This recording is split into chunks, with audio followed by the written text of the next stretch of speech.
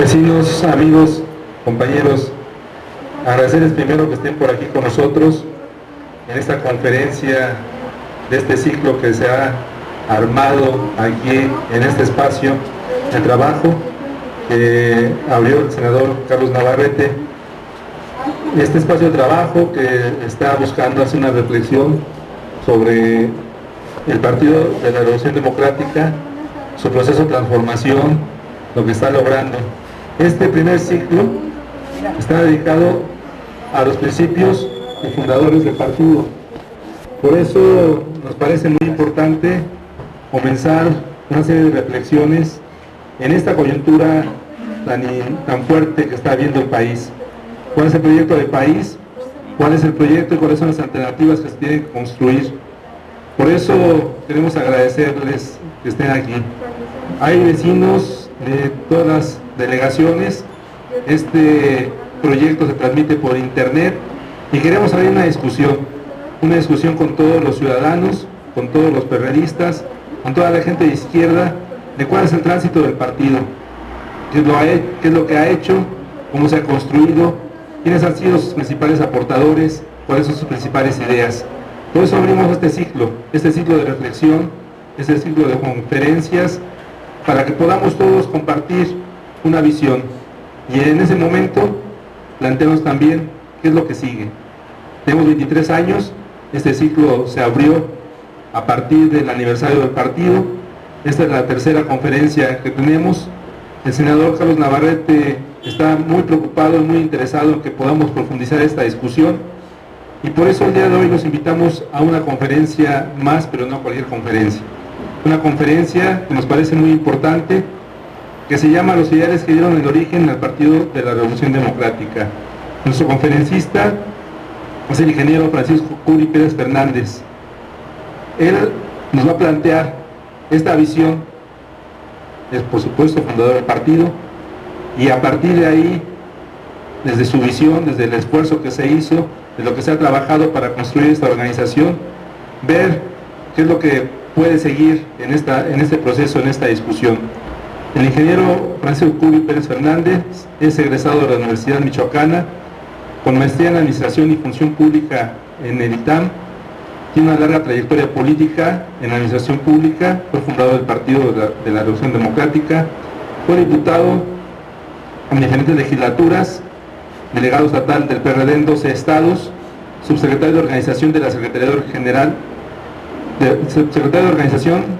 General y oficial mayor del Comité Ejecutivo Nacional del PRD, secretario técnico del Comité de Transparencia y Rendición de Cuentas de Pemex, secretario técnico del órgano de gobierno del Senado de la República, ha sido coordinador general de campaña del senador Carlos Navarrete en su aspiración al gobierno del DF.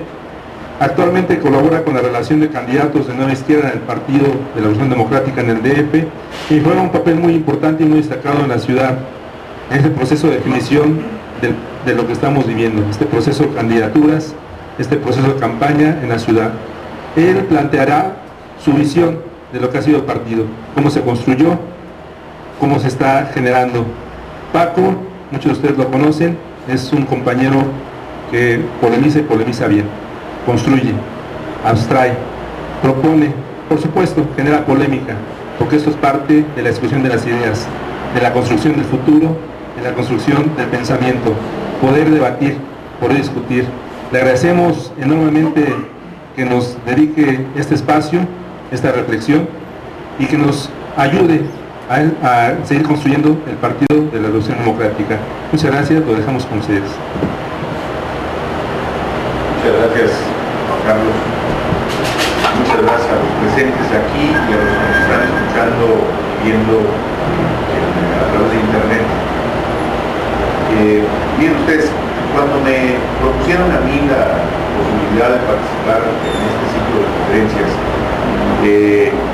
me pensé fundamentalmente en que hay una serie de riesgos que se corren cuando uno habla de algo tan vivo como es el Partido de la Revolución Democrática y tan presente precisamente porque estamos en una campaña política. Coincide pues hacer un análisis, una disección de lo que es el partido, con momentos en donde se requiere prácticamente un blindaje partidario, y los partidos regularmente se dedican más hacia lo que tienen que hacer que a examinarse cómo son o cómo están. Pero bueno, este ciclo se armó a partir de pensar en hacer este examen y a partir del cumplimiento de 23 años de vida de PRD, y con motivo del 5 de mayo, que es precisamente el aniversario donde desatamos esta serie de cosas. Otra parte que me parece muy importante señalar antes de entrar en materia es decirles a ustedes que yo reflexioné sobre qué tocar. Me parece demasiado importante el título para lo que yo pudiera decir. Hablar del ideario del partido pues es hablar no de una conferencia, sino de muchos tomos, de mucha discusión que se le ha dado y de cosas que tienen que ver con sus principios básicos, con su plataforma. Más bien lo que quisiera yo aportar es una visión desde mi perspectiva como fundador del PRD de cómo nació desde el ángulo que yo lo viví.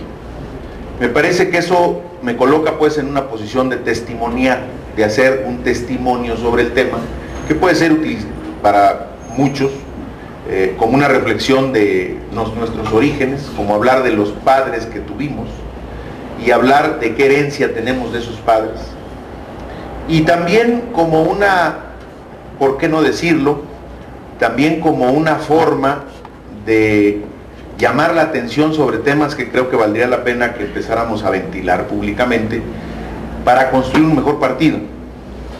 Yo parto de la base de que es muy importante siempre revisar los partidos, porque si no pierden interés público, es decir, dejan de ser cosas para todos y se convierten en cosas para unos cuantos, y que también es muy importante en el Partido de la Revolución Democrática que se piense en el partido hoy como el partido que va a jugar en las elecciones, que esperemos sea muy competitivo, pero a partir del término de la elección como un partido que deberá refundarse estructuralmente en muchos temas. Y creo que esto en su momento tendrá que ser un tema de debate y un tema en donde los perredistas y quienes se consideren cercanos a la ideología de izquierda deban participar. Dicho lo anterior, lo que quiero comentarles a ustedes es que a mí me tocó participar en la formación de este partido desde un ángulo distinto al que muchos militantes participaron. Yo vengo de lo que fue el desprendimiento del PRI y la corriente democrática, de la misma ruta en que llegó el ingeniero Cárdenas y la misma ruta en la que llegó en su momento Ifigenia Martínez, Porfirio Muñoz Ledo, y de la misma ruta en la que llegó Andrés Manuel López Obrador, que es hoy el candidato. Es decir, de un desprendimiento, de una ruta propia de lo que era un partido que prácticamente era hegemónico y que dentro de su seno había también un pensamiento progresista. En mi caso, dentro de ese pensamiento progresista, yo participaba de manera muy importante, muy significativa, porque era líder en Michoacán cuando el ingeniero Cárdenas era gobernador del estado, y de alguna manera era representación de una corriente que en México se le ha denominado desde hace tiempo, ya las generaciones presentes y los más jóvenes ya la ven como algo histórico, que es la corriente cardenista. Pero todavía en el momento de la revolución, cuando es el 18 de marzo o el aniversario del natalicio del general Cárdenas, se reúne mucha gente, muchos que peinan canas, otros que ya ni siquiera las tenemos, y se reúnen o nos reunimos convocados por el ingeniero Cárdenas, antes convocados por doña Amalia, en una especie de congregación de lo que todavía es el pensamiento de los que muchas gente, sobre todo en el ámbito indigenista y los campesinos, lo recuerdan al general Cárdenas como el mejor presidente de México, como el presidente expropiador. Y esa corriente de pensamiento es una de las corrientes de pensamiento que también contribuyeron a la formación del Partido de la Revolución Democrática. A ver, esto nos coloca en una condición muy importante que yo creo que valdría la pena poner en el centro. el PRD, a juicio de algunos de los que han estado hablando de él desde hace mucho tiempo, pareciera que fuera una continuación de una ruta en un sentido lineal. Primero el Partido Comunista, después el Partido Socialista Unificado de México y después el PRD. Perdón, el Partido Mexicano Socialista y después el PRD. Bien, la verdad es de que no es eso, sino es una convergencia, es un proceso en el cual muchos movimientos y muchos partidos se fueron incorporando a través de ese hilo conductor. Si bien es cierto que eso tiene que ver con el registro del PRD, la verdad es que la paternidad del PRD obedece a movimientos urbanos populares, a partidos políticos de distinto signo, a organizaciones campesinas como la COSEI, que eran organizaciones muy identificadas, en fin, a un sinnúmero de actores que de manera cada uno particular puso su grano de arena para la constitución del partido. Cuando nosotros llegamos, digamos, a la fase de conclusión de este fenómeno de convergencia, es precisamente con la candidatura del ingeniero Cárdenas a la presidencia de la República. ¿Cómo surge la candidatura? Que esto me parece muy importante. Miren ustedes, nosotros habíamos ya padecido en México, y esta parte es la parte que me parecería importante, digamos, ofrecer a ustedes como un testimonio, en donde por cierto hay libros muy importantes, ahorita platicamos de ellos, últimamente editados. El partido, la candidatura del ingeniero surge primero como una inconformidad que se gesta al interior del PRI. El PRI había padecido básicamente el dispendio de José López Portillo como presidente y posteriormente una actitud de Miguel de la Madrid, que decidió resolver el problema de la falta de competitividad del país, insertándolo de manera totalmente abrupta en la globalidad. Es decir, pensó en que era necesario que el país llegara a ser rápidamente un país competitivo, de fronteras abiertas, en donde todo mundo pudiera vender y todo mundo pudiera comprar, y muchos empresarios, mucha gente en México no estaba preparada para ese cambio tan importante, porque hoy todavía no podemos competir en la capacidad instalada o en la capacidad tecnológica frente a países altamente desarrollados. Pues en ese tiempo estábamos peor.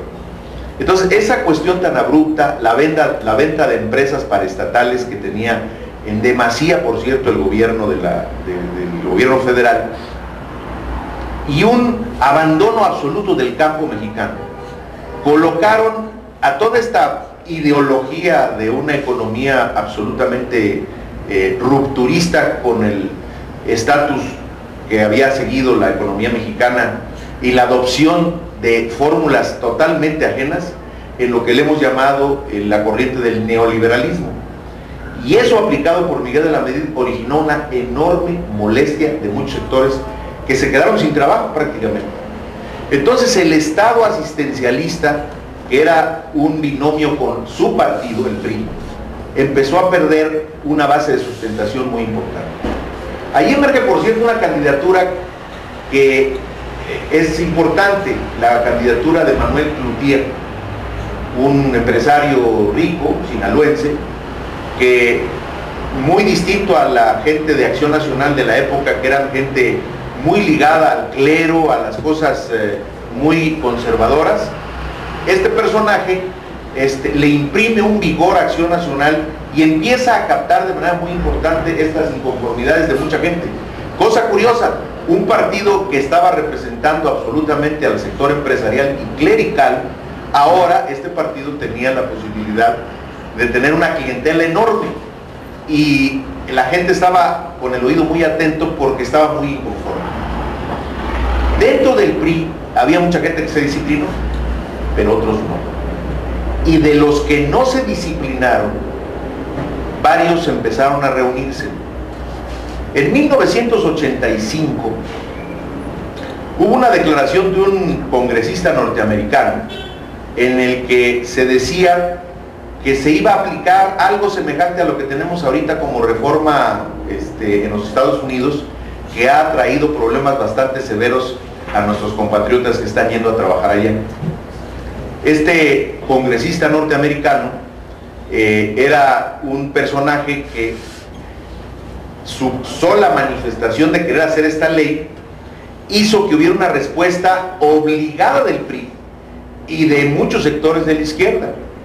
Quiero decirles que yo me vi en una gran marcha abrazando a Gilberto Rincón Gallardo, a Arnoldo Martínez Verdugo, a Raúl Álvarez Garín, a Luz Layú del PRI, o sea, a Mariano Palacios Alcocer del PRI, en una enorme manifestación en contra de lo que estaba diciendo esta persona. Es decir, el PRI ya no hallaba qué hacer porque simpatizaba con esa forma de pensar, pero le estaba causando problemas muy serios y tenía un problema muy serio con Acción Nacional también, con esa candidatura que estaba surgiendo de Manuel Curtino. ¿Qué pasa entonces? El sector más avanzado, el sector sobre todo que giraba alrededor de ideologías o extranjeras, pero muy ligadas con las posiciones de izquierda de Francia o de Italia, en donde hay partidos políticos de izquierda de hace muchísimos años, que empezaron a abonar la necesidad de hacer un alto en el camino, de buscar que no se siguiera en esa política emprendida por Miguel de la Madrid, y empezaron a confluir un conjunto de personas convocadas por quien era el embajador en España. El embajador en España era un personaje que había sido subsecretario de Gobernación y que había ocupado la Secretaría General del PRI, un personaje avanzado en su pensamiento, don Rodolfo González Guevara, con el que se empezaron a reunir de manera muy general, muy informal, el ingeniero Cárdenas, Porfirio, Muñoz Ledo, Ifigenia Martínez y muchos otros, para empezar a hablar de la necesidad de que el PRI dejara de seguir al gobierno y a la posición neoliberal y retomara la posición de las conductas más de justicia social y de evitar caer en el exceso de esa ideología neoliberal que estaban aplicando, sobre todo jóvenes que habían estudiado en distintas universidades norteamericanas, que traían maestrías o doctorados y que creían que esa era la fórmula mágica. Cedillo, el propio Salinas de Gortari y un conjunto de gentes que en ese tiempo eran directores con Miguel de la Madrid o subsecretarios, o como terminó Carlos Salinas, siendo un secretario de Programación y Presupuesto. Entonces, esa idea de frenar esa actitud empezó a reunir a gente muy disímbola. Algunos de ellos, yo no quiero rehabilitarlos en esta plática, pero nunca supimos, los que estábamos ahí, si eran de a de veras o iban de orejas, porque algunos de ellos finalmente se terminaron por quedar. Fue un momento muy importante cuando de repente el ingeniero Cárdenas, me acuerdo que nos citó en su casa a un grupo de amigos y dijo, pues esto ya tiene que caer en una fase más clara, o sea, hay que sacar el capote, hay que ir más allá. Entonces, yo creo que es necesario que empecemos a declarar, y surge la primera manifestación de lo que es una fuerza que se empezó a formar en el PRI, que se llamó Corriente Democrática, y en la cual se hizo un primer documento en el que a Miguel de la Madrid se le dice: la política económica que estás aplicando está equivocada, y se le dice por qué. Un primer documento. Estamos hablando de una época en donde hablarle al presidente de la República era desde el gobierno, digamos, desde el partido del gobierno, era un anatema, era como ir a la Basílica de Guadalupe a mentar madres a los santos, era terrible. Entonces empezó a haber un gran movimiento dentro del PRI, de la gente inconforme, de los campesinos, de las gentes que estaban fuera de sus trabajos, y que en ese ejército de desempleados buscaban a alguien que los defendiera y que se sentían priistas No creo que porque supieran que era el PRI, sino porque era el color de la bandera. Todavía me tocó la época en que la gente decía, es que yo voto porque esos son los colores de la bandera. Mucha gente. Estamos hablando de la época de las cavernas en la política, ¿no? Pero eso que les acabo de comentar fue algo que empezó en una camioneta que pusimos en la casa del ingeniero Cárdenas, la colocamos ahí, se subió al templete y empezó a hablar. Por cierto, salió una foto muy interesante en donde el ingeniero se puso unos zapatos de los más viejitos y traía un hueco, un hoyo en el zapato, entonces la fotografía salió muy bien porque era el ingeniero desde la perspectiva de un fotógrafo que le vio la suela del zapato con un agujero. Y eso prendió a mucha gente, toda esa manifestación que se hizo en ese tiempo, y terminó por llegar a un punto en el que el PRI convoca a su 13ª asamblea, y en su 13ª asamblea le dice a todos estos priistas, o se quedan y se pliegan a la política económica y a la forma en la que vamos a decidir quién es el candidato a la presidencia de la República, o se van. Y la decisión de algunos fue quedarse y la decisión de otros fue irse. Por supuesto, ustedes conocen parte de esta película ya, el ingeniero Cárdenas, Porfirio Muñoz Ledo. Fundamentalmente ellos se van. Por cierto, don Rodolfo González Guevara, que fue el iniciador de esto, se queda en el PRI para formar ya no la corriente democrática, sino la corriente crítica. Nosotros nos reuníamos en una casita que está cerca de del restaurante San Angelín, que se llamaba Casa Katz, y allí en Casa Katz me acuerdo que el ingeniero Cárdenas fue muy puntual y dijo, señores, ya no hay más para todos los que estamos aquí. Ahí estaba, por ejemplo, don Secretario de Turismo y ahora miembro del comité de campaña también, y muchos otros compañeros, y les dijo, aquí no hay más que dos sopas, o somos corriente en el PRI, o somos corriente fuera del PRI. Así que definamos. Don Fernando Sánchez, que ustedes conocen también, algunos compañeros perredistas, que es un viejo líder que hizo las 100 horas de la democracia y también estaba en esa reunión, muchísima gente. Estaba el hijo del general Mújica, don Janitzio Mújica Rodríguez Cabo. Algunos decidieron quedarse en el PRI, en ese momento, y otros decidimos abandonarlo e irnos a la aventura. La candidatura del ingeniero Cárdenas fue una candidatura originalmente planteada como sacrificio. No fue una candidatura que tuviera ninguna perspectiva de triunfo, y comenzó a crecer. Quiero decirles que en esa época los compañeros que cobijaron el esfuerzo de unidad de la izquierda, específicamente alrededor del candidato de la izquierda que era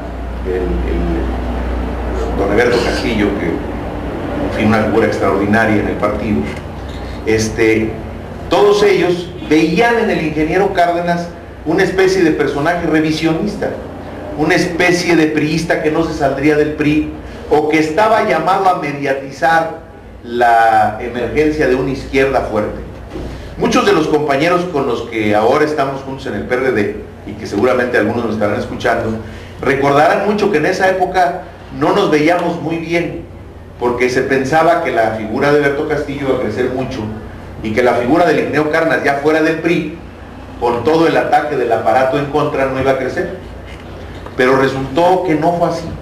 Los partidos que en otra ocasión eran una especie de satélites priistas, que era el PAR, el Frente Cardenista de Reconstrucción Nacional, el PPS, empezaron a, lo digo porque siempre postularon al candidato del PRI ellos, eran partidos independientes hasta que se venía la candidatura a presidente de la República y lo hacían su candidato también, para mantener el registro. Hay algunos que todavía lo siguen haciendo, pero ya no son esos partidos. Entonces, estos partidos, en lugar de postular al candidato del PRI, decidieron jugársela. Por cierto, les fue bien, y se fueron con el ingeniero Cárdenas. Entonces se constituye de esa manera, de manera primaria, una participación con uno de los partidos, que fue el PAR, un partido hecho por ex revolucionarios de la Revolución Mexicana, no del PRI, o sea, realmente gente de la gerontocracia política, y otros más que se fueron unificando para formar lo que se le llamó el Frente Democrático Nacional. A ver, toda esta larga historia es para concluir en lo siguiente.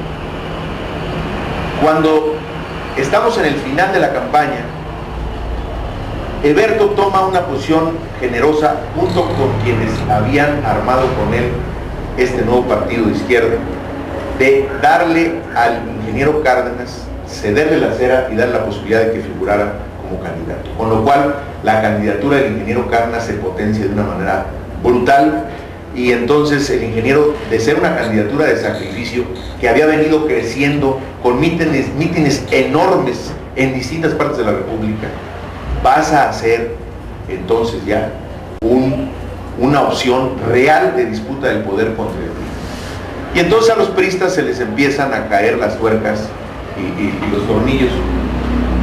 Esa parte de ahí, y el gran fraude del 88, que por cierto fue maquinado y fue recientemente el expresidente de la Madrid, que muere, antes de morir reconoció que en efecto había habido una caída del sistema y que en efecto el gobierno había operado para llevar a Salinas de Gortari a la presidencia de la República.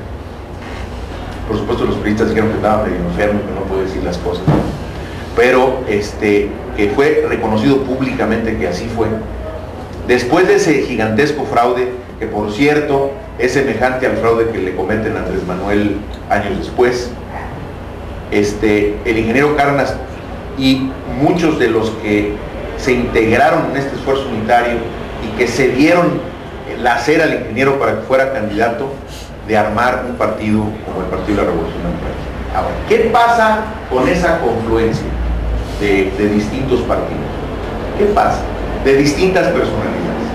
Gente que venía como el que fue expositor aquí al principio, don Carlos Navarrete, que venía del PST y que antes de que Talamantz formara el Frente Cardenista rompe con él para irse al esfuerzo unitario.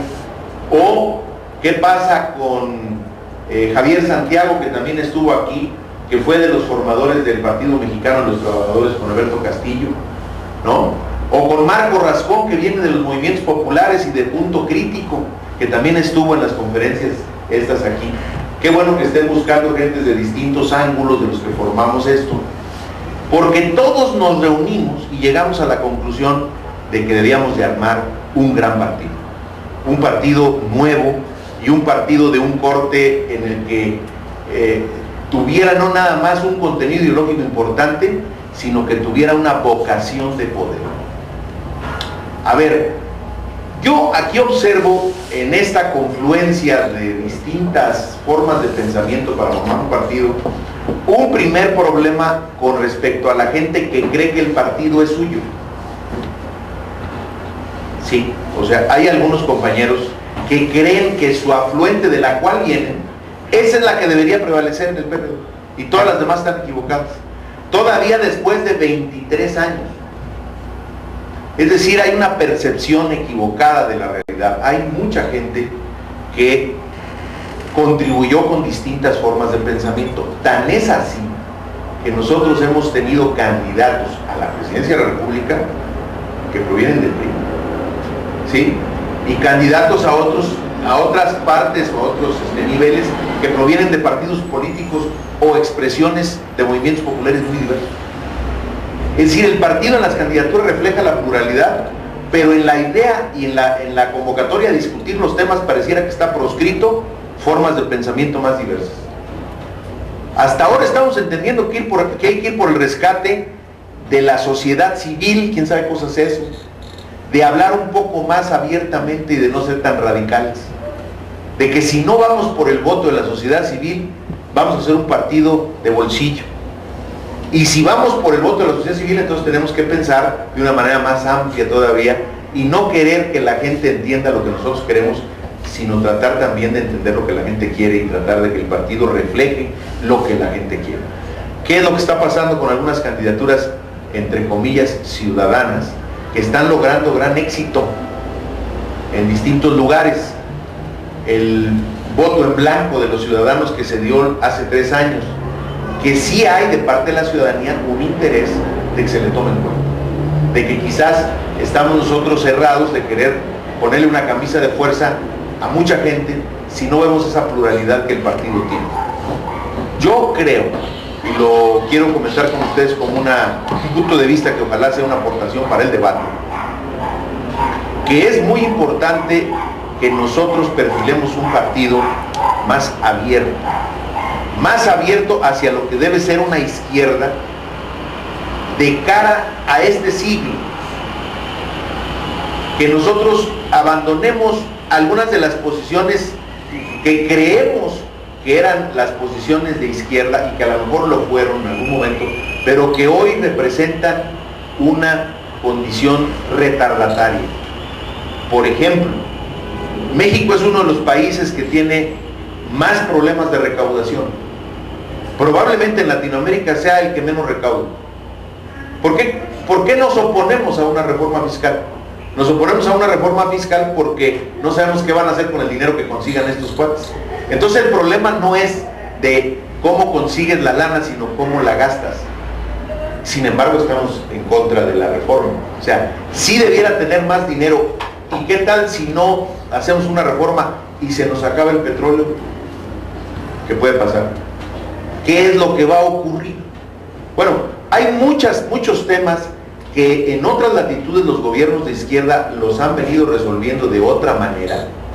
Por ejemplo, con Petrobras, ¿sí? O sea, y que nosotros seguimos anclados en que debemos de mantener la misma posición. Yo me he puesto a pensar que quizás muchas cosas definen la izquierda, pero yo quiero aportar dos que a mi modo de ver me parecen sustantivas. Primero, tener un programa social sólido, de reivindicación de los que menos tienen o de las minorías que necesitan una política de reafirmación. Y segundo, el plantear las posiciones mejores para el país hacia el futuro, no hacia el pasado. Eso es conservadurismo. Los que plantean el seguir manteniendo lo que se tiene o ir hacia atrás.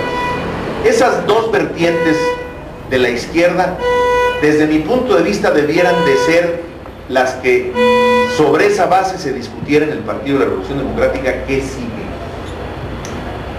Este rápido vistazo que le dimos a lo que es la formación del PRD desde el ángulo de la corriente democrática, quiero comentarles a ustedes que es un tema de la mayor relevancia porque necesitamos rescatar la calidad de los progenitores. Miren ustedes, el sectarismo, el asambleísmo, el creer que en las asambleas se resuelve políticamente todo, esas son cosas que todavía el PRD tiene y que eran cosas que fueron heredadas de la paternidad de algunos partidos, no del PRI. El dedazo, el autoritarismo, el vasallaje, esas eran las herencias negativas del PRI. Sin embargo, en el PRD lo que se proscribió fue todo lo que viniera del PRI, pero no se hizo un ejercicio de crítica de todo aquello que nos ha empantanado. El partido sigue siendo de juguete en algunos estados de la República. Vean el mapa y nos damos cuenta que el PRD sigue siendo un partido en donde nada más está en 2 o 3 lugares de la República. No nos hemos diseminado. ¿Por qué? Porque tenemos la forma de actuar políticamente hablando que no está convenciendo a los ciudadanos de esos lugares en donde hay que ir por ellos. Este tema es un tema que debe de tener un espacio importante en la refundación partidaria después de julio, después de la elección. ¿Cómo hacer para que el partido sea más atractivo, sea más moderno? Y sobre todo abandonemos las prácticas del clientelismo, que ahí sí, les diría yo, es incluso algo de puño nuevo, porque nunca los votos se pagaron tan caros en el PRI como se están pagando hoy en algunas partes de la República. Nunca se han tenido en el manejo de las candidaturas una actitud de querer manejarlas por la vía de las despensas, de las prebendas. Nunca antes había habido una serie de candidaturas sobre la base de poner a los empleados o a las señoras o a los amantes. Nunca antes se había dado este tipo o se había generado este tipo de problemas como se está generando aquí, que por cierto no es un tema exclusivamente de un partido político. Yo acabo de regresar de Veracruz y encontré en una puntita de Veracruz que están jugando a la senaduría de la República dos primos yunes, o sea, se repartieron también entre primos las senadurías de ese estado. Pero esa es una de las cosas que tenemos que ver, cómo vamos a convivir, cómo logramos que sea un partido habitable para los que estamos ahí, pero también un partido accesible para quien quiera tener un espacio de participación. ¿Cómo hacemos que el PRD sea eso? ¿Y cómo preservamos esencialmente el que sea un partido que ayude a la gente que más lo necesita, que tenga programas sociales robustos, que no pierda su esencia de un partido luchador por las reivindicaciones populares, pero que también sea un partido que no se quede rezagado en la historia, que no se quede con el librito del semestre pasado, sino que se ponga a pensar en el librito que sí. ¿Cómo hacemos para que esto ocurra? Creo que estos son los temas que, supongo yo, después de la elección de julio, van a ser los temas que van a estar en la toma de decisiones. Y por supuesto, por último, les diría, creo que es muy importante ver de dónde venimos, también para saber hacia dónde vamos, para no volver a cometer los errores. Hay una frase que todo el mundo conoce, pero la refiero por si hay alguno que no, que dice que los pueblos que no conocen tu historia están condenados a repetirla. Entonces es muy importante saber quiénes fueron los que nos originaron, para saber qué defectos genéticos traemos, pero también qué cualidades podemos tener. Hay que ser oportunos, hay que ser eficaces, hay que ser sensibles, hay que abandonar el sectarismo, hay que ser mucho más avanzados en nuestra forma de pensamiento que los demás partidos, porque eso también define la izquierda, es la concepción de futuro. Eso es lo que tenemos que construir. Y yo creo que el más grande partido político de izquierda que ha tenido este país, que es el Partido de la Revolución Democrática, está destinado ahora a ser el partido que tenga la posibilidad de enfrentar con éxito la elección presidencial y la elección federal en su conjunto, y que va a ser con toda seguridad un partido para muchos años, pero mucho más fuerte después de la elección. Pero eso depende de todos nosotros. Pues eso es lo que yo quisiera aportarles a ustedes como una idea personal. Como les digo, me hago responsable de lo que acabo de decir como fundador del partido, y espero que pueda servir porque les dé elementos para el debate que seguramente se tendrá que venir. Muchas gracias a todos ustedes, muchas gracias por acá.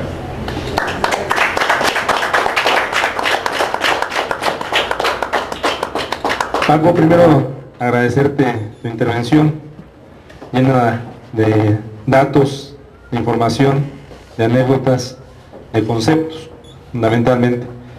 La metodología que hemos utilizado en estas conferencias viene primero la parte de la conferencia, la exposición, ¿no?, de nuestro ponente, y después abrimos una ronda de preguntas por parte de los compañeros que asisten, en algunos casos también por internet. Hay una cuenta para poder hacer esas preguntas que ustedes pueden consultar en internet. Se van a mantener esas preguntas para también dar respuestas posteriormente a estas preguntas que nos hagan en tiempos que no son en vivo, y después buscaríamos que nos dieran algunas respuestas para después una última reflexión y la despedida del proceso. Entonces yo quisiera preguntar a los amigos, a los compañeros que están ahí con nosotros, si alguno tiene alguna pregunta que hacer a nuestro conferencista, la pudiera hacer, por favor. No me pase el micrófono.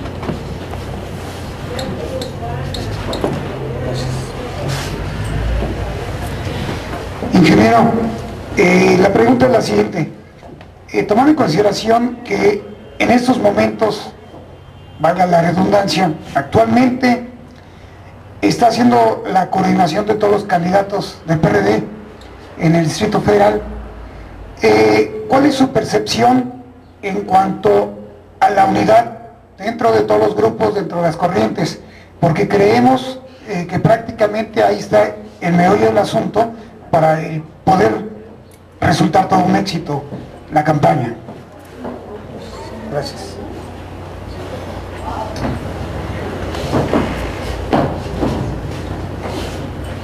Acá tenemos otras preguntas que nos hacen llegar, porque en este diseño que tenemos diferentes espacios donde están los compañeros escuchando. El compañero Octavio Urbina, de Venustiano Carranza, nos pregunta, en materia de cultura, ¿qué programas a nivel nacional tiene planteados el PRD? El compañero Juan Gaspar Vila García, de Tláhuac, ¿la escuela de cuadros es importante? Es la pregunta. Y en el caso del compañero Miguel Flores, de Coajimalpa, el PRD definió sus principios dogmáticos después del fraude electoral. ¿Cuáles fueron las repercusiones de lo anterior? ¿Alguien más quiere hacer alguna pregunta? Si no, le pediríamos a su ponente que nos diera la respuesta, por favor. Bueno, son preguntas muy distintas, trataré de ser muy puntual. Primero, en relación a las candidaturas del PRD, yo estoy convencido de que este es el primer proceso del PRD para definir candidaturas a delegados y a diputados y a jefe de gobierno más tersa que ha tenido el PRD desde su formación. Con el ingeniero Cárdenas tuvo la oposición nada menos que de Porfirio Muñoz Ledo, asunto que por cierto terminó no bien, tan es así que están en lugares distintos. Con el caso de Andrés Manuel estuvo Pablo Gómez, estuvo Demetrio Sodi, de manera muy importante, en una oposición muy cerrada. En el caso de Marcelo Ebrard tuvo la oposición de un periodista extraordinariamente relevante, que fue presidente del partido, que es Jesús Ortega, que fue una campaña muy cerrada. Y ahora tuvimos una encuesta y tuvimos una decisión de diputados y de delegados bastante tersa. Ahora, eso no quiere decir que no haya abajo inconformidad. En muchos de los distritos la gente se quedó más con la idea de competir y de probar si podía llegar o no. Y creo que es un ejercicio el que se tiene actualmente, que va a traer como consecuencia que en algunos casos va a presentar un voto diferenciado. Habrá que reconocerlo. Sin embargo, eso lo dicen las encuestas y lo estamos viendo claramente, la importantísima popularidad que ha logrado, el posicionamiento enorme del que goza el doctor Mancera, está afortunadamente empujando hacia arriba a quienes son candidatos y lo está colocando en posición ya no de riesgo en algunos de los lugares que se sentía que iban a ser problemas muy graves los que iban a enfrentar candidatos a delegados o diputados. Se está viendo cómo esto está superándose. Yo creo que las mediciones que se hagan en breve van a permitir darnos cuenta de que esto está así. Y sin duda, yo no estaría hablando de que el PRD vaya a tener un carro completo, pero habrá competencia en algunos de los espacios, pero no tengo la menor duda de que el PRD se va a alzar con un triunfo contundente en la delegación, en la jefatura de gobierno, en la mayoría de las delegaciones y también en una mayoría de las diputaciones locales y federales. Vamos a ver qué podemos hacer para que esto sea no solamente contundente, sino también incuestionable. Por otro lado, yo no conozco los programas que tenga en este momento el Partido de la Revolución Democrática en materia de cultura.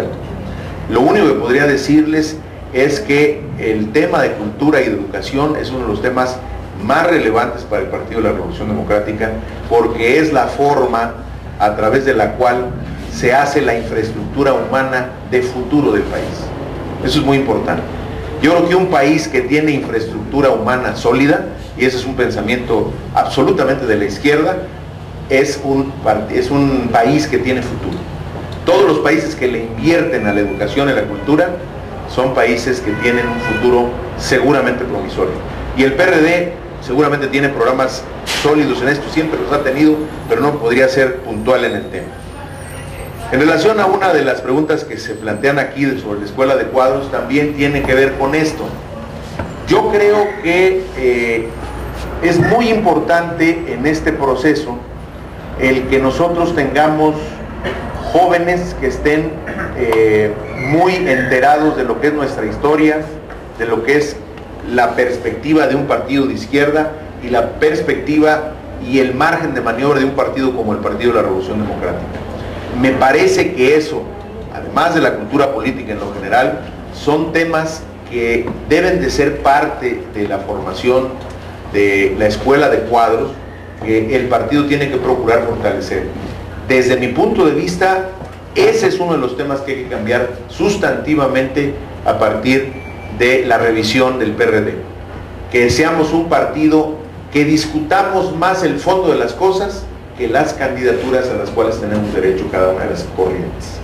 Yo creo que ese es un tema fundamental y la forma de hacerlo es con los jóvenes. Esto es lo que podría decirles de las preguntas que me pasaron. Sí, vamos a abrir otra ronda de preguntas. Nos han llegado más preguntas y adelante. Ingeniero, a mí me gustaría saber ¿qué piensan hacer los militantes del partido del PRD para rescatar esos principios con los que fue fundado el partido, porque me queda claro que no hay política sin pragmatismo. Entonces, creo que se han ido perdiendo un poquito esos principios, se ha dejado un poco de lado lo que es la izquierda para darle paso al pragmatismo. A mí me interesa saber mucho eso porque el PRD es un partido de izquierda, entonces como tal, me gustaría que se siguiera viendo. Es un partido que nos ha dado mucho y que grandes luchadores sociales como Cuauhtémoc Cárdenas son representantes de la izquierda y son el legado que tenemos de lo que es la izquierda en México. Entonces a mí sí me gustaría saber qué vamos a hacer o cómo vamos a ver hacia adelante, hacia el futuro, para rescatar esos principios y para dejar pues bien definido lo que es la izquierda, ¿no? Para los futuros jóvenes principalmente. Gracias, muy amable. Tenemos dos preguntas más, uno de Mario Rivera, de GAM. Nos pregunta qué comentario le merece el conocimiento verdadero del neoliberalismo. Y otro de Guillermo Rivera también, cómo se pretende lograr la unidad orgánica y programática del partido si se mantiene y se alienta la división interna por los diversos intereses de cada una de las corrientes que lo integran. Son las preguntas que tenemos. ¿Alguien más?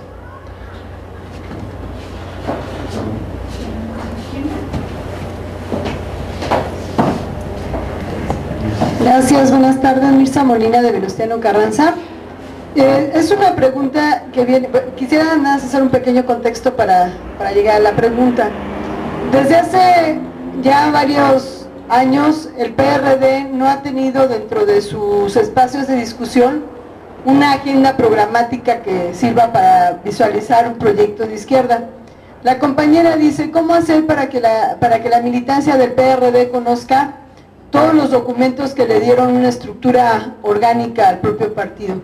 Entonces yo plantearía en este momento, cuando hubo ya una Cámara de Diputados donde hubo una representación importante de compañeros, compañeras diputados, que no se planteó una agenda programática, en estos momentos ¿qué posibilidades hay de que el PRD pudiera incidir en una política, en una agenda pública amplia que tiene que ver exactamente con los temas de educación, de cultura, de salud, de vivienda? O sea, ¿cómo puede incidir el PRD en una minoría si teniendo una mayoría no pudo incidir. Y yo digo, por ejemplo, pues se quedó muy al garete el asunto de la ley indígena. O sea, son cosas que también habría que estar planteando en estas agendas programáticas y en un asunto de discusión hacia dónde va la izquierda, no nada más del PRD, sino de todo el movimiento social que se visualiza dentro de ese mismo renglón. Gracias.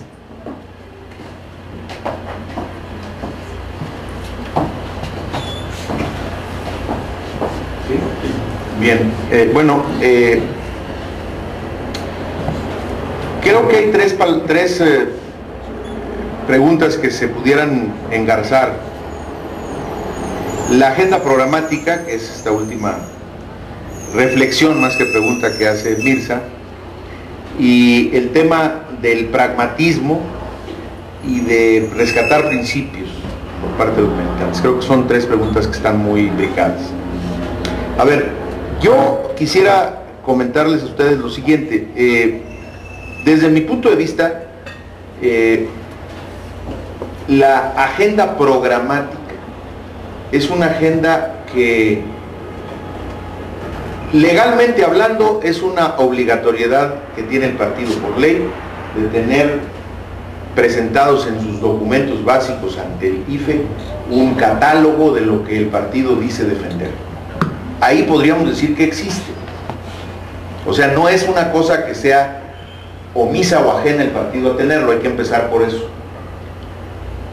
El problema no es si la tiene, sino si está bien, si le damos la importancia que debe y si se aplica en los distintos niveles que el partido tiene para ejercer esa plataforma.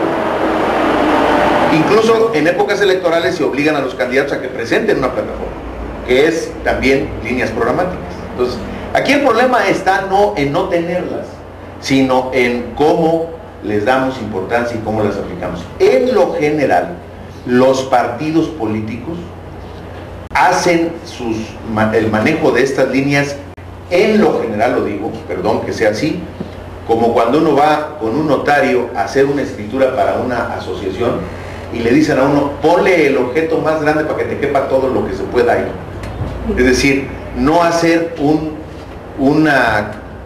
limitar en la escritura, o en este caso en el programa, la posibilidad de que en este partido militen empresarios o militen indígenas que apenas están en condiciones casi infrahumanas de subsistencia. Entonces, en esa condición, un partido abre un espacio para que todos tengan un pedacito. Bueno, yo creo que aquí el manejo de la agenda programática y el manejo de una buena agenda, de la construcción de una agenda programática del partido, es la perspectiva que puede tener un partido para aplicarla. Dicho de otra manera, si a mí me dicen que me case y me dicen que tengo que cumplir con 10 cosas que no puedo cumplir, probablemente no las vaya a cumplir. O sea, tenemos nosotros que buscar que el programa sea algo bastante más elemental. Lo voy a plantear en términos incluso más amplios. ¿Cuántas veces se ha remendado la Constitución de México?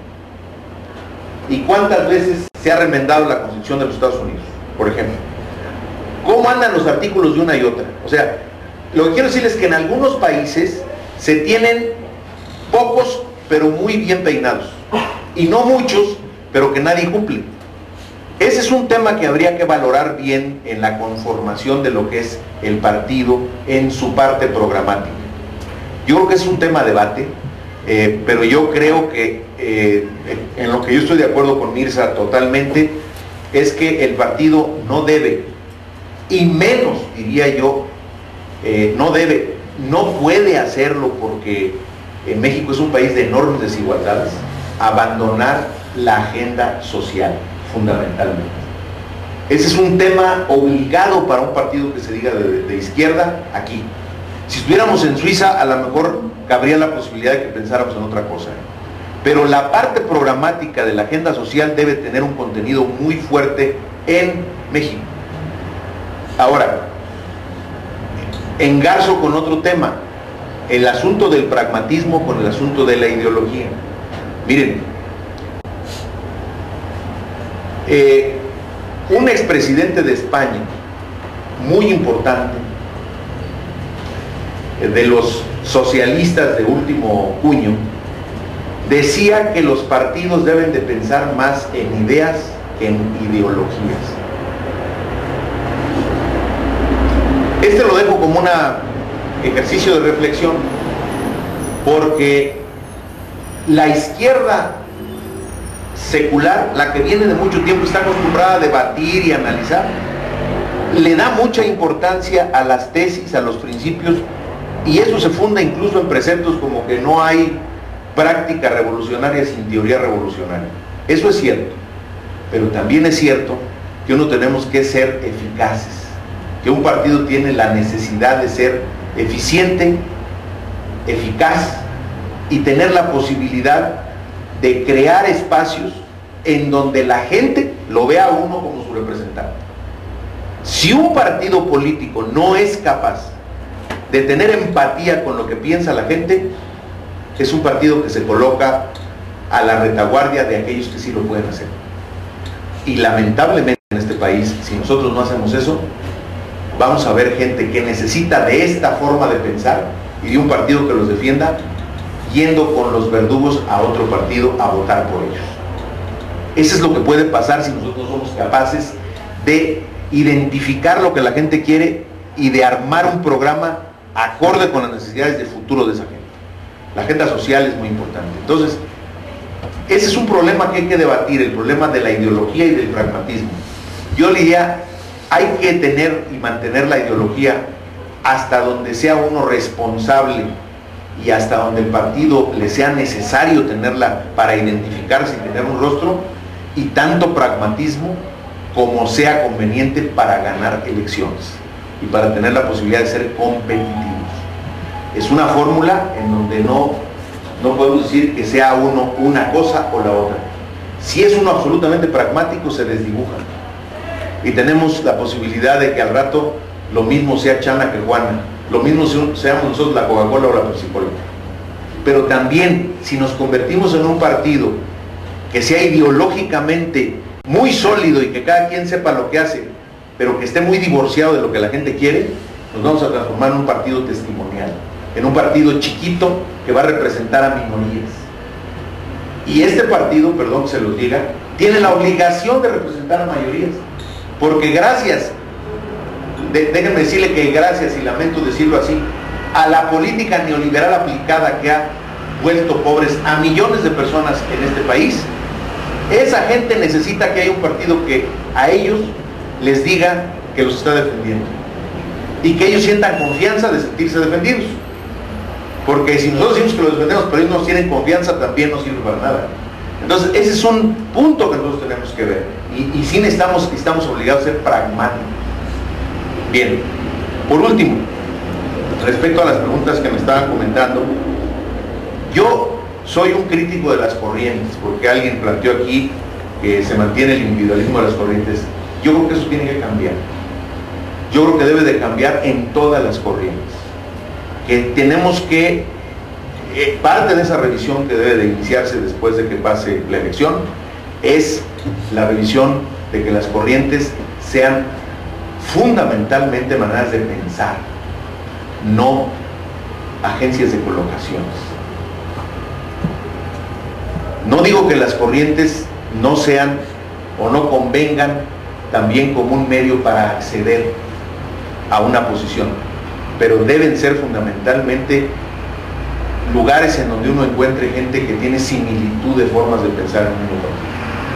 Y la otra cosa, también yo creo que las corrientes no deben de ser más allá de la institución partidaria. Una institución, un partido que está de rehén de una o de dos corrientes y de los acuerdos que se tomen, es un partido que pierde la posibilidad de apertura hacia nuevos militantes. A nadie le va a gustar llegar al PRD, tocar y decirle: ¿con quién te quieres matricular? ¿No? ¿Con Batman, con Robin, con Superman o con el Gato Feliz? Porque si tú quieres venir aquí a militar, eso no se puede. No vas a llegar a Perico Perro. Ese es un problema que uno tiene que ver. porque si uno quiere ser atractivo para esa gente, tienes que darle un espacio para que esa gente llegue y diga, yo quiero estar aquí, me siento cómodo aquí, y no necesito ni ser el gato Félix, ni ser la Mujer Maravilla. O sea, esa es la parte que tenemos que ver. Y es un tema que yo creo que a todo mundo le debe de interesar.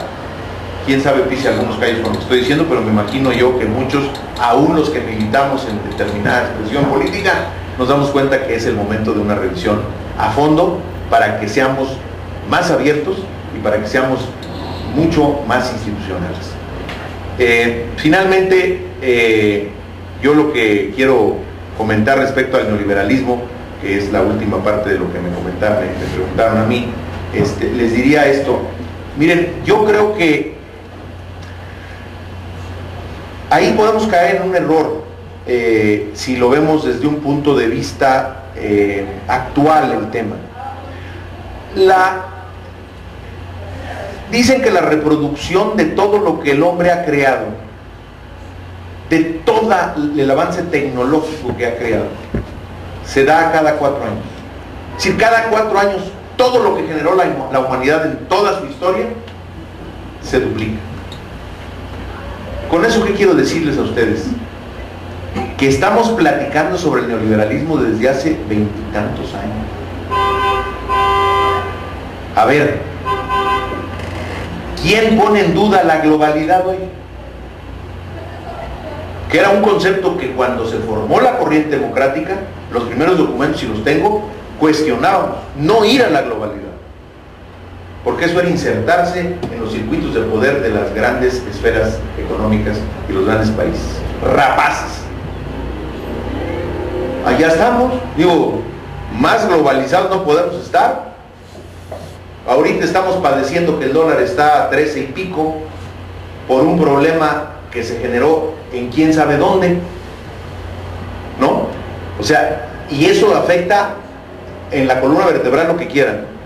O sea, ya estamos globalizados. Vean ustedes lo que están calzando, lo que están vistiendo, lo que están comprando. Estamos en un mundo globalizado. Ya. Ese concepto, que era un concepto que originalmente se le identificaba como el tema de neoliberalismo, es un tema que ya está rebasado. Por eso habría que replantear el tema del neoliberalismo. Hoy la soberanía nacional debe de entenderse bajo una óptica distinta. Antes la soberanía nacional, desde mi punto de vista, y subrayo mi punto de vista, se veía como algo que tenía que ver hasta cómo te vestías, a qué partido, a qué equipo le ibas, o si sabías inglés o no. Yo no aprendí inglés cuando era joven porque eso era una lengua de nuestros conquistadores, ¿no? Imperialista. Se lo estoy comentando, y algo que hoy les vale cacahuate en todas las escuelas y a nuestros hijos les están enseñando inglés. Entonces, para que vean ustedes cómo el concepto ha variado mucho. Yo creo que el neoliberalismo es incluso hoy una doctrina de revisión en los propios países donde se generó. Y sobre todo a partir de la crisis económica que puso al mundo de rodillas hace apenas unos años. No recuerdo exactamente cuántos, porque soy bastante malo, pero creo que no va más allá de 3 o 4 años. Se está revisando eso porque ya se dieron cuenta que el mercado solo no puede resolver el problema de la gobernabilidad y la estabilidad económica de los países. Los mismos que la generaron como doctrina y los que la aplicaron, que es el señor Reagan y la señora Thatcher, creo que ya están trabajando en fontaneros. O sea, lo que les quiero decir es que el concepto del neoliberalismo es un concepto que tenemos que revisar también. ¿Qué de ese neoliberalismo ya es irremediable y entonces hay que sacarle provecho? Es decir, hay que competir en la globalidad, ¿sí? Y hay que competir en algunas de las reglas del juego de él, y que de ninguna manera deberíamos de plantearnos como objetivo, de asimilarnos a eso. Yo creo que debiéramos, por ejemplo, de ponerle más énfasis en que nuestro español esté mejor, en que nuestros hijos estén mejor educados, en que tengamos posibilidades de más empleo, independientemente de quienes nos lo den y de preservar lo estratégico en México, nuestras playas, nuestro petróleo, o sea, las partes fundamentales. Pero en otras cosas hay que abrirse. Y yo creo que eso es importante que uno pudiera debatir sobre eso, sobre todo en un partido que se diga de izquierda. Por eso les digo que esto es el comienzo de un debate importante, en donde seguramente con algunos de los que estamos aquí presentes no vamos a coincidir, pero es importante darlo para poder poner las cosas sobre las sillas, los puntos sobre las sillas, y poder definir qué tenemos que hacer frente ya no al neoliberalismo, sino a las concepciones nuevas de sojuzgamiento económico y político que tienen otros países. ¿Sí?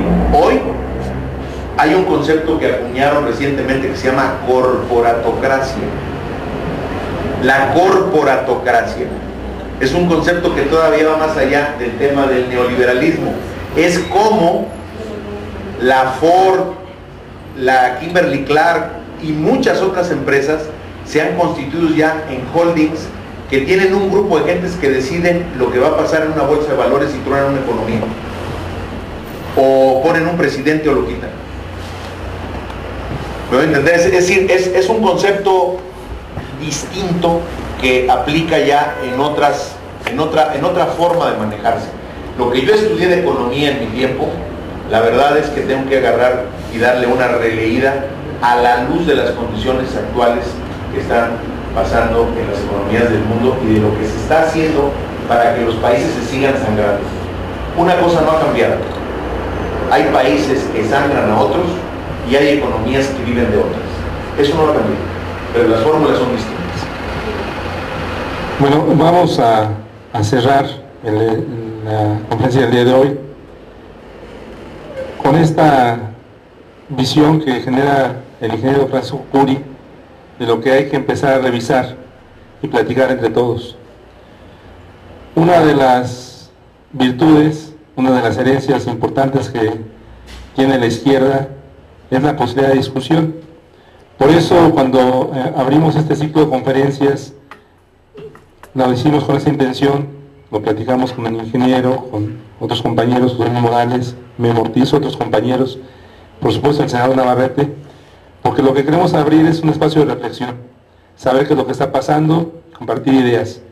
Pero también decíamos, bueno, esa es una gran tradición, hay que mantenerla, hay que debatir, hay que empezar a abrir los ojos, la mente para reflexionar, pero también de una forma diferente. Antes lo importante era hacer grandes asambleas donde llegaba mucha gente. Antes lo importante era que nos reuniéramos en algún lugar y nos convocábamos todos y era un éxito ya, el podernos reunir de diferentes colonias en un lugar determinado, un auditorio. Hoy no es así. Hoy el internet nos pone en una situación diferente, hay que entendernos en ese espacio diferente. Por eso estamos buscando construir nuevos paradigmas. El PRD tendrá que construir un nuevo paradigma después de este proceso electoral. La intención es que podamos ir entre todos abrevando y construyendo en esta nueva dimensión. ¿Cuál es? La que vayamos construyendo entre todos. Ustedes han visto el impacto de las redes sociales en los últimos días en las campañas electorales. El asunto de los chicos de esta universidad que está provocando un gran debate es parte de este proceso. También creemos que esta discusión tiene que llevarnos a esos espacios, a discutir ampliamente qué es lo que creemos y por dónde avanzamos. Por eso queremos agradecer mucho a nuestros compañeros, a nuestros amigos que han venido a debatir, a proponer ideas, a proponer reflexiones, a crear polémica, porque además es algo que no debemos de temer, a discutir, a intercambiar opiniones, a expresar ideas. Agradecerles a todos ustedes que están aquí, agradecerle por supuesto al ingeniero Francisco Curi la generosidad que tiene al venir a compartir esta experiencia con todos nosotros, a los compañeros que han venido en otras ocasiones, a Marco Rascón, a Javier Santiago, al senador Carlos Navarrete, por supuesto, por abrir este espacio de reflexión que va a continuar y se va a profundizar. Hay los números de correo, las cuentas donde les pueden mandar las preguntas, el espacio que pueden consultar. Estas conferencias en internet están ahí de manera permanente para que las puedan revisar posteriormente en otras ocasiones, y agradecerles a todos su participación y aquí lo estaremos viendo el próximo viernes a las 5 de la tarde. Muchas gracias, buenas tardes. Gracias a todos ustedes.